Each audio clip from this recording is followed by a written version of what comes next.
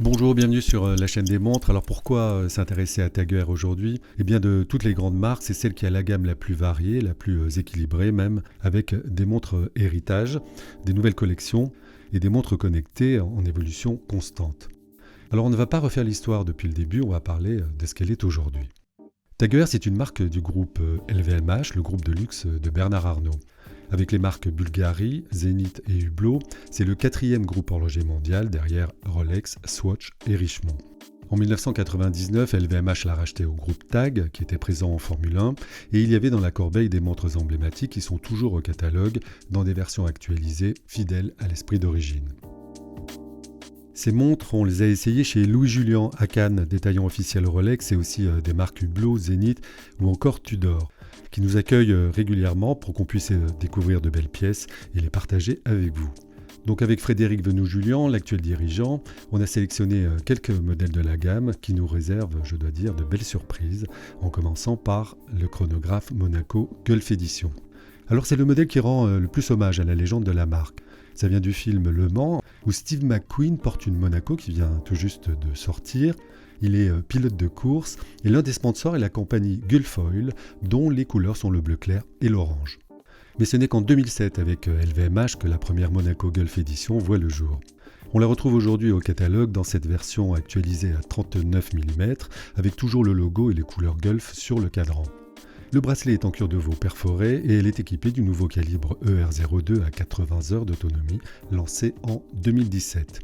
Elle est aussi déclinée dans un chronographe de la collection Formula One que l'on voit ici, une belle unité de 43 mm dont le mouvement est à quartz. Aujourd'hui, les liens sont toujours aussi étroits avec la Formule 1. Tag Heuer est sponsor de l'écurie championne du monde en titre Red Bull Racing. Autre modèle héritier de la période Heuer, c'est la Carrera. Alors la collection Carrera, c'est l'un des piliers de la gamme. De 36 à 45 mm en automatique ou à quartz, il y a pas moins d'une cinquantaine de Carrera référencés sur le site officiel. Ça donne beaucoup de choix, beaucoup trop même. La Carrera, en tout cas, est à l'honneur cette année parce qu'elle fête ses 60 ans, avec la sortie de cette édition anniversaire directement inspirée du modèle original. On retrouve les 3 compteurs noirs sur un cadran argenté dont le logo ne mentionne que la marque Heuer. Malheureusement, cette édition est limitée, encore une fois, c'est le drame de l'horlogerie spéculative. Il n'y aura que 600 exemplaires en vente, déjà difficile à trouver, au prix de 7100 €. Depuis l'arrivée de LVMH, la gamme a gagné en variété. Il y a par exemple la collection Aquaracer lancée en 2003.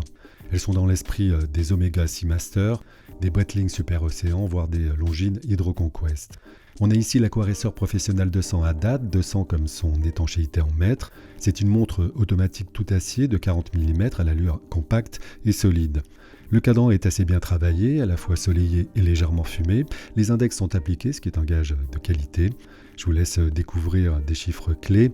Sa lunette tournante est à 12 facettes, elle est montée sur un bracelet acier à boucle déployante. Un cadran bleu est aussi disponible.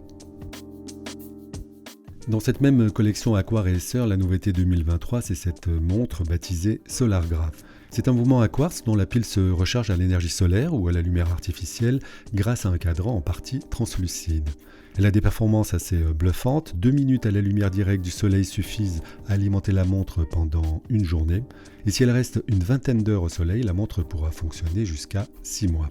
C'est l'une des montres les plus intéressantes de ce début d'année, à 2 950 € prix catalogue. Et pour finir, on n'a pas résisté à l'envie d'essayer, mais alors vite fait, cette nouvelle génération de montres Tag Heuer Connected. Alors je dis vite fait parce que pour en faire le tour, il faudrait vraiment y consacrer toute une vidéo. La marque, en tout cas, s'est lancée en 2015 dans le segment des smartwatches de luxe, en collaboration avec Google et Intel. Aujourd'hui, elles sont bien ancrées dans la gamme. Le nouveau calibre 4 offre des possibilités infinies en matière d'assistance personnelle pour le quotidien, la santé, le sport. Elle devient de plus en plus urbaine avec ce boîtier en acier de 42 mm et ses bracelets métal ou caoutchouc. Donc Tag Heuer, c'est une marque promise à un très bel avenir, d'autant que son PDG Frédéric Arnault n'a que 28 ans et qu'il est bien sûr le fils de Bernard Arnault, ce qui confirme la place centrale de la marque au sein du groupe horloger LVMH. Voilà, avant de passer à autre chose, n'oubliez pas de vous abonner pour rejoindre notre communauté d'amateurs de montres. On vient de passer le cap des 1000 abonnés et d'ici la prochaine vidéo, je vous dis à la bonne heure.